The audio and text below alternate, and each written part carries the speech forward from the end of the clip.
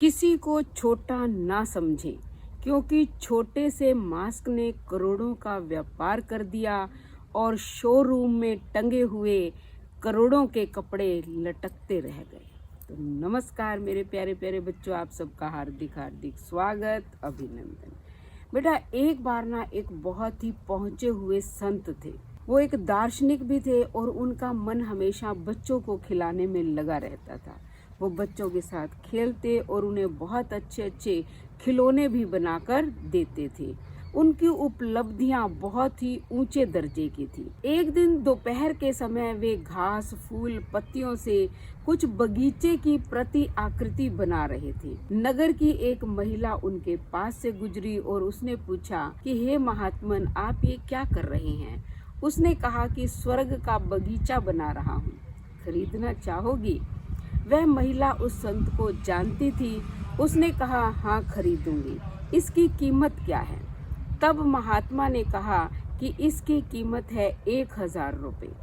उस समय में 1000 रुपये की कीमत बहुत ज़्यादा होती थी, लेकिन महिला ने उस संत की सहायता करने के उद्देश्य से स्वीकार कर लिया और 1000 रुपये देकर वो प्रति आकृति खरीद ली। वह घर चली गई और उस संत ने उन 1000 रुपयों से कुछ अनाज और कपड़े खरीदे और गरीबों और बेसहारा लोगों में बांट दिए। रात को उस महिला को स्वप्न में वही बगीचा दिखाई दिया जो उसने खरीदा था।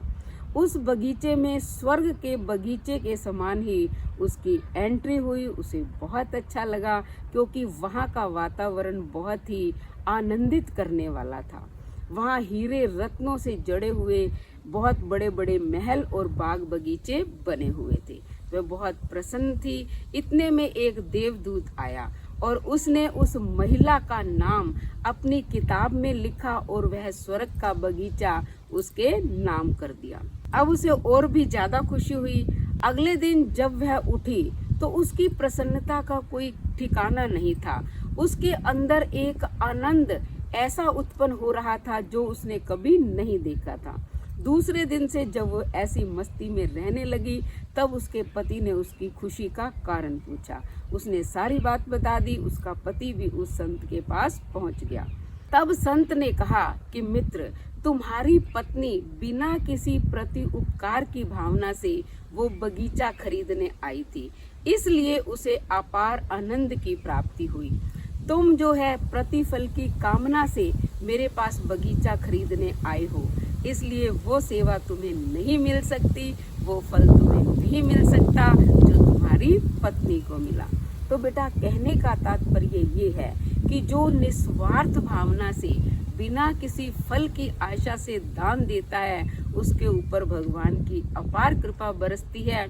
और जो किसी कामना को लेकर दान देता है तो उसे उसका फल उतना नहीं मिलता जितना निस्वार्थ भावना से कार्य करने पर या दान करने पर मिलता है।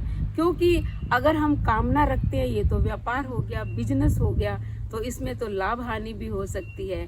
इसलिए बिना किसी फल की कामना से हमें दान करना चाहिए। तो अगर आपको ये कहानी पसंद आए तो चैनल को सब्सक्राइब करें, लाइक और शेयर करें, कमेंट करें और बेल आइकन के बटन को दबाएं ताकि अगली कहानी का नोटिफिकेशन सबसे पहले आपको मिले।